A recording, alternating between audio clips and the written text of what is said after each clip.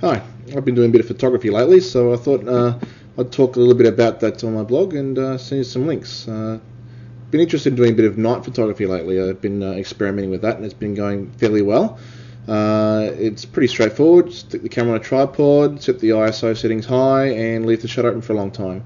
I've been doing some star photos. That's can be a little bit trickier, getting focus on infinity and trying to get as much of the starlight through versus the noise. And one of the tricks to do that is by stacking the photos that you take. You take a whole series of photos of the same scene. You take short exposures, maybe like 30 seconds, and then you stack them all together using some software that then merges them so that the bright objects become brighter and the noise, which is random between each photo, gets eliminated, so you increase the signal to noise. And my very first attempt was this photo, which I'm actually really quite happy with. It's come out really well. The contrast in the bright part in the middle there, you can see, is not as good as I'd like, but it was my first attempt and I was pretty happy. That's basically the centre of our galaxy, the Milky Way. That's in the area of Sagittarius. So yeah, I was really happy with that one, how that one came out.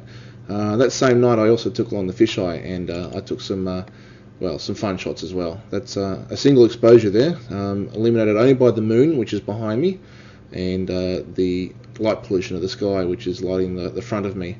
The stars overhead were real in that photo. I didn't composite them, so it was all taken in one 30-second exposure. It's pretty hard to stand still for that long. My hands are a little bit blurry, you might be able to see, but it came out alright. The colours obviously are a little bit tweaked, but I thought it looked cool like that.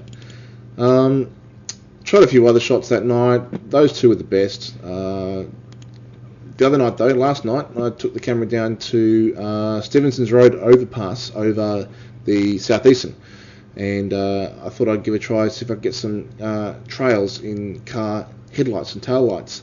And took a couple of shots. Pretty scary standing up there with all the cars going behind and underneath.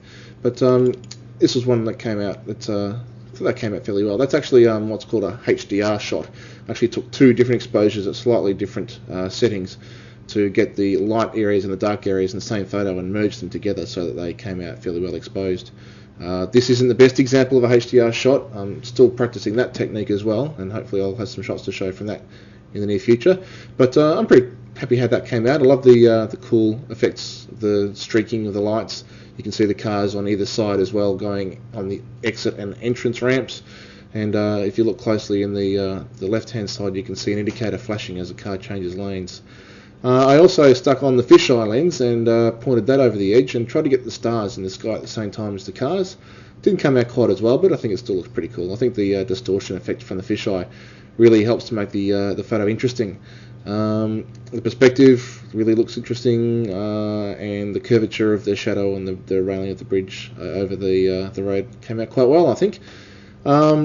I've been doing some other stuff lately as well too. I've got a new 3D lens which I got from my friends for my birthday, but I'll go into that a little bit more next time and maybe show you guys how to do it with your own eyes so you can see 3D on your very own computer screen. It's pretty cool, but more on that next time. See ya.